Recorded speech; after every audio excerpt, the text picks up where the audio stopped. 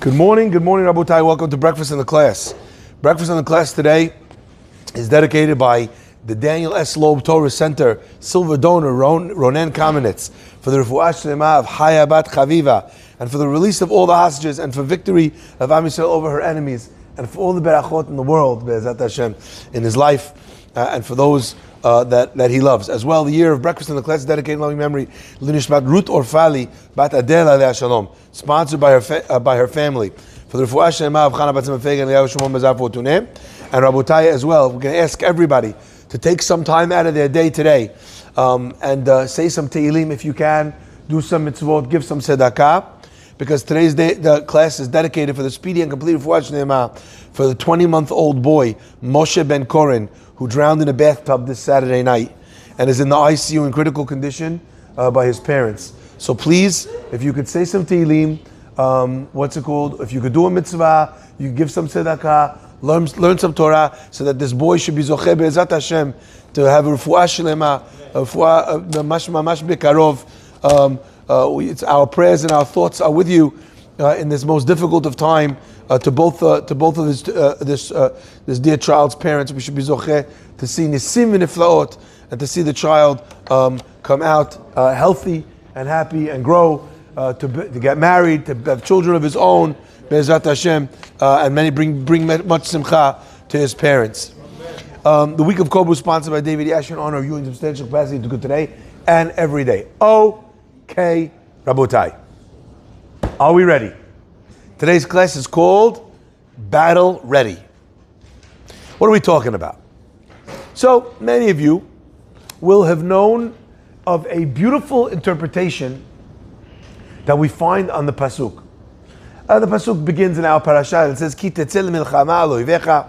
When you go out to war against your enemy, and you will see amongst the captives a woman. She's very beautiful, and you'll desire her.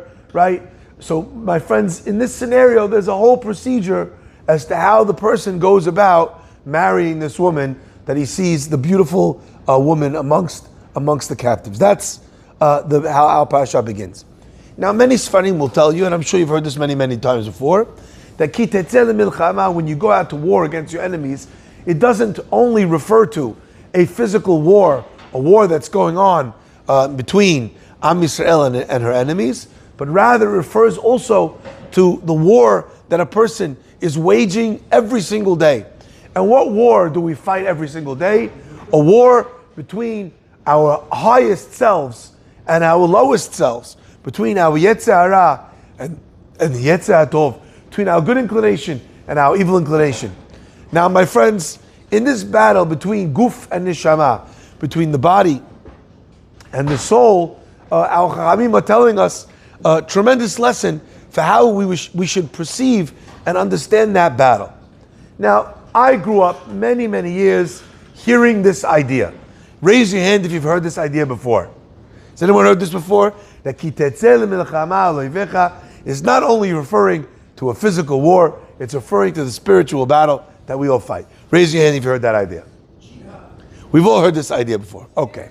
Now, listen to this, because I was just thinking to myself today, something that I think every single year when it comes time for Parashat Ki Tetze, there's always a little bit of a hullabaloo, okay? Always, I'm not sure exactly the definition of a hullabaloo. What makes a hullabaloo? What makes a ruckus? What is a palava? I'm not sure the difference in exactly defining the terminologies of what differentiates one from the other. However, there's always a bit of a hullabaloo, a ruckus, a palava, when they pull out the Torahs on Ki Tetze and they're trying to find where the parasha begins. And do you know why it's always a problem? Because approximately 3 chapters or 2 chapters before the word Ki Tetze is another chapter that begins with the words Ki Tetze. That is actually in last week's parasha. Okay? Now, what's interesting is there's a Ki Tetze in last week's parasha if you go out to war against your enemies, and there's a Ki Tetze in this week's parasha when you go out to war against your enemies. However, One of them wound up in this week's parasha, and the other one in last week's parasha. And the Chachamim tell us that actually, if you take a look, you'll notice that this conversation about going to war and random elements surrounding going to war are being talked about in the end of Shoftim and in the beginning of Tetze. And in the middle, we interrupt for one unrelated news story. Okay? In unrelated news, we talk about Egla Arufa. When someone is killed and the person dies, he's in between two cities. We don't know who killed him. We have to now figure out which city is he closer to. That's the story of Egla Arufa. The Chachamim ask, why in between all of the stories of war do we insert this parasha of Egla Arufa about how if someone passed away, if someone was killed, we need to figure out who was that killed him. We need to bring justice. We need to make sure that the cities could say that they are innocent of shedding this blood. Why do we mention it over there? I saw a magnificent pirush that explains that the reason why we talk about the sanctity of one human life in middle of all these parashiot is because in the fog of war, it is often easy to lose sight of the value of one life. Because you know what? People die in war. So you think to yourself, oh, only 2 people died? Only 8 people? It's not that bad. Usually hundreds of people, thousands of people might die. So this idea of showing that we need to find the source of why this person is not with us anymore. We need to make sure that we didn't shed any innocent blood is something that we teach you specifically within and amidst the confines of a conversation about war. However, my friends, from this, what do you see? You see that actually, Egla Arufa, this little chapter that sits at the end of the parasha of Shoftim, is really not supposed to be there. Really, there is one long narrative, and that long narrative discusses what happens when the Jew goes to battle. Now, my friends, it dawned on me that actually, if we've all heard that the last Tetze is referring not only to a physical battle, but to a spiritual one, it would stand to reason that not only that one is referring to a spiritual battle, but rather all of these parashiot and ideas that revolve around Am Yisrael and battle refer also to a spiritual battle, to a spiritual a war between a person's guf and their neshama. Now, if that's the case, I wondered what seems to be the sequence that it is teaching us. How is it expressing to us the concept of war? And maybe are there lessons for us to learn in the battle for our better selves, in the battle to do teshuvah, in the battle to become tzaddikim? So my friends, I want to share with you the evolution of the parashiot of Tetze leMilchama, which begins not in the parasha of Tetze, but randomly in the middle of Parashat Shoftim. It's in chapter Chaf, chapter 20, verse 1. Now, what I want to do first with you is give you the overview, and then we'll dig in for a little bit of a deeper lesson, a little bit of a deeper understanding. The first verse, the first chapter talks about Ki Tetze leMilchama loivecha. If you're going out to war, you see many horses and chariots. The people are far greater armies than yours. Lo tira mehem. Do not fear them. Ki Hashem Elokecha, for Hashem your God is with you. Hama'alcha me'eretz Mitzrayim, who took you out of the land of Egypt. So the first sentence that we address when you go to battle is, thou shalt not be afraid, for God is with you. The second idea says, okay, for those who are going to battle, anyone that just got themselves a new house but has not moved in, a new vineyard but has not had the merit to harvest its grapes, a new wife but has not managed to get from the engagement phase to the marriage phase, those 3 people, they should return home. They should go back to where they came from, they should not go to war. And finally, he says, and to anyone that is afraid, let them return from battle. Because I don't want you coming to battle afraid. You're going to frighten the other people who are in battle. So I'd rather you stay home if you're afraid, okay? Are we understanding so far?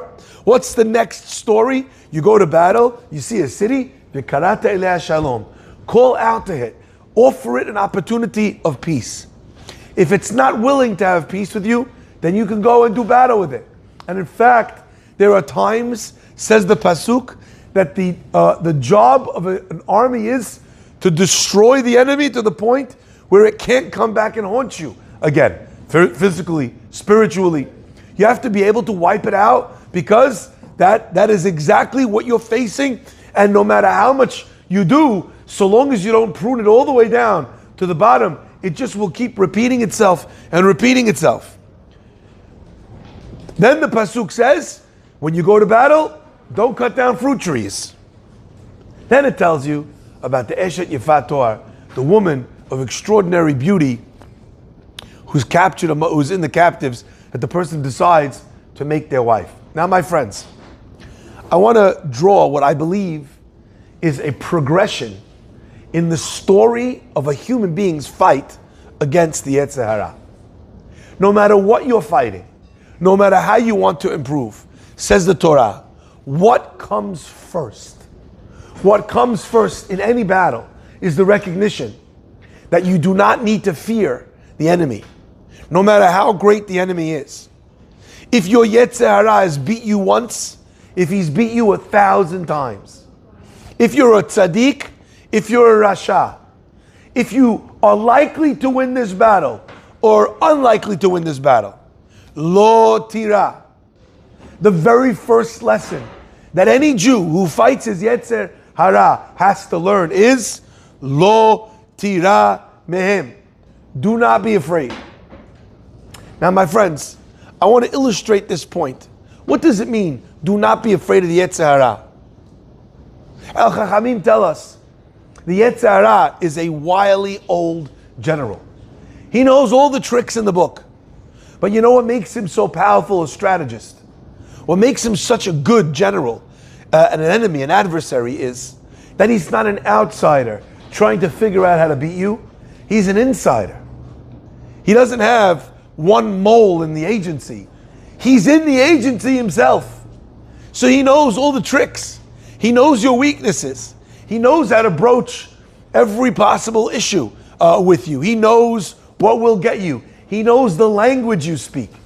So when you look at this person and you think to yourself, how in the world am I ever going to be able to defeat this wily old general, this powerful force who makes me fall with my eyes, makes me fall with my heart, makes me fall with my money, makes me fall in so many different ways. How am I going to face him? The Torah says, well, you know what the first thing you're going to do is, before you pick up your sword, before you aim your gun, before you get in the tank, before you fly even one mission above his skies, the first thing is you need to look at the Yetzer Hara and say, I'm not afraid of you. So my friends, today when you're listening to this, whether here live or out there in the ether, I want you to think of one thing. Think of your Yetzer Hara. A Yetzer Hara that if I say to you, you got a challenge, whatever that challenge is, everybody's got one. And it might be in the column of the negative, right? It might be in the column of the positive. Something that you should be doing that you're not doing. Everybody knows what it is.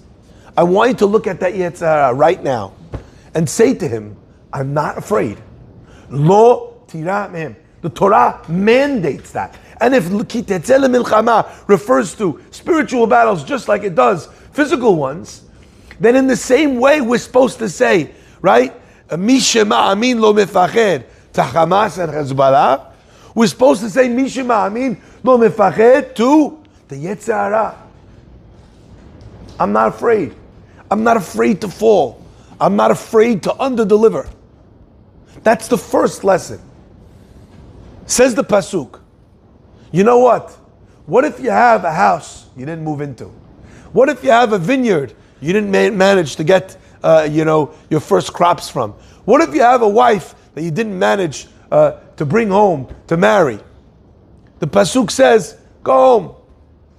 What is the pasuk telling us? And my friends, I want to share something with you. There's something really beautiful here. What the pasuk is telling you is, if you're not ready to fight this fight, because there's something on your mind that's distracting you from the fight. You have unfinished business, your wife, your business, your house. If you're not focused, you have no place being in this fight. And then the Kohen Gadol comes along, and he, after telling those 3 people to go home, he tells a 4th person to go home too. What does he say to the 4th person? He says, anyone who is Yareh Verach Levav, you're afraid, your heart is soft, leave, get out. Not only do we have a commandment that you should not be afraid, we also have a mitzvah not to go to war if you're afraid. My friends, I want to address what I think is a counterintuitive idea. If you're not ready to fight that Yetzer Hara, don't fight him. How many times has a person gone up against the Yetzer Hara, lost, and only had that loss reinforce his inability to be able to fight? I want you to imagine, as an example, right, going to an arm wrestling match. Only problem is, right, in the arm wrestling match, one minor detail. You have your phone in one hand, okay, and your iPad in the other hand. Anyway, while you're holding your phone and your iPad, you try and wrestle this, but the guy could be a child, he's going to beat you.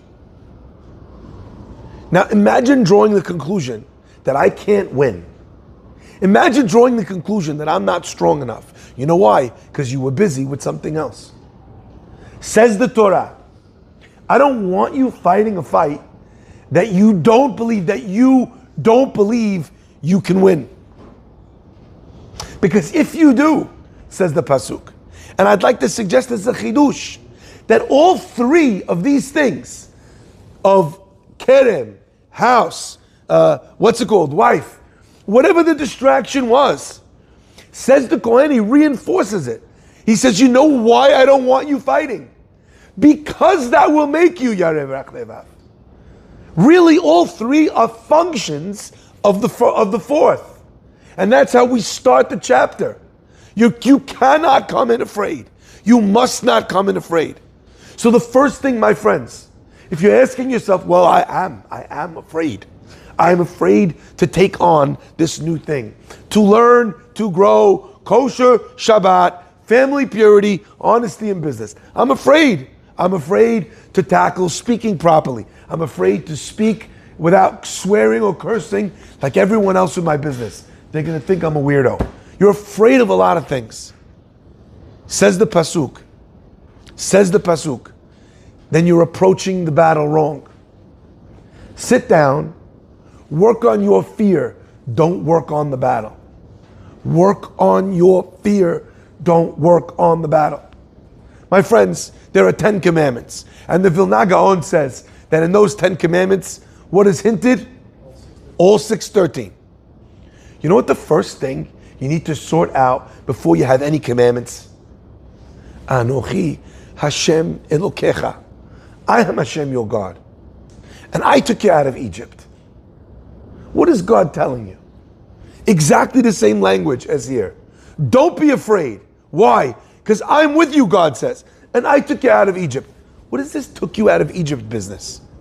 God is reinforcing to the Jewish people, for now and for forever. When you had no power, you won. When you had no merits, you won. Why? Because I was with you. So what do you need to win? Nothing but me. And God says, what is the cost of having me with you? Believing that I'm with you. And how do you know that that's true? Because at the time God said, Anochi Hashem Elokecha, How many commandments have they been given? None. The first commandment is, I am Hashem, your God. My friends, before we fight any fight, we need to say this to ourselves 1,000 times. I want to share with you. I once had a very difficult scenario that I was going into. It was very tough, very, very difficult situation. And I sat at the table with my family, and we started singing. ואנחנו קוראים ומשתחווים ומודים ואנחנו קוראים ומשתחווים ומודים לפני מלך מלכי המלכים הקדוש הקדוש ברוך hu, which means we bow before God, who is the King of Kings. And how does the high part of the song go? אין עוד מלבדו, אין עוד מלבדו, אין עוד מלבדו, אפס זולתו, אין עוד מלבדו, אין עוד מלבדו, אין עוד מלבדו, אפס זולתו. ואנחנו כל... Again, my kids ask, what are you doing? And I'm counting. I said, you know, our rabbis tell us that when you switch from Barech Aleinu to Barechenu, how many times do you have to say it in order to switch in your mind from winter to summer? Or from summer to winter? How many times? Nope. 30 days times 3 prayers is 90 times. Every time you go through that song, Enod Mevado, Enod Mevado, Enod Mevado, Efezulato, Enod Mevado, Enod Milevado, Enod Milevado, Efezulato. You said 6 times, there's no one but him. And I said, we're going to sing this song enough times until I've said Enod Milvado 90 times. To switch from thinking that anything else out there has power but him. Because the Torah tells us that 90 times is enough. So my friends, understand, you want to go into battle, you work on emunah. If you have a battle in honesty, you work on emunah. You have a problem with prayer, work on emunah. If you believed wholeheartedly, wouldn't you be praying more devoutly? If you have an issue with honesty at work, you're thinking, oh, I need to work on my greed. Well, not really. If you believe that everything came from God, you wouldn't be worried about making more because He could give you more. All things come back to one place. Emunah. Anochi Hashem Elokecha. So the first thing is, don't fear. Says the Pasuk, now that you're going into battle and you are not afraid, says the Pasuk, now you're in a different position. V'karata eleha shalom. You could look at your Yetzer Hara and you could say to your Yetzer Hara, listen, let's make a deal. You know, when I'm standing here, you're a dead man. Are you ready to concede? What would be the idea of calling out to the Yetzer Hara and asking for peace with the Yetzer Hara? What you're saying to the Yetzer Hara is, I know why you're here. You're here to help me. And if you're here to help me, then you know something? Maybe we could get along. Maybe there's something in the way that you challenge me that can benefit me, but I'm not willing to lose to you. Are you willing to live with me in peace? And if a person sees that they cannot get along with the Yetzer Hara, what is the next step? When they recognize that in that Yetzer Hara they lose, then what do? We go into full-on destroy mode. Because I see that in this area, I can't be a gambler and gamble a little. I see that, you know what, I'm not capable of having 2 sips of alcohol. If I have 2 sips, I fall off the wagon and I come home drunk. So what do I need to do? I need to go cold turkey. That's the next step in the process of the battle. I go into destroy mode. But says the Torah, Lo tashchet et etzah. Don't destroy the fruit-bearing trees. Because remember, if you fully destroy the Yetzer Hara to the point where there's not even something that can give you fruit, that there's not either any benefit, then what you'll lose is the opportunity to be able to one day come back and reclaim the benefits of those things. If your passion gets you angry, but you keep losing your temper, some people think that the only way is to become a dispassionate person. But the Torah is telling you there's something beautiful here.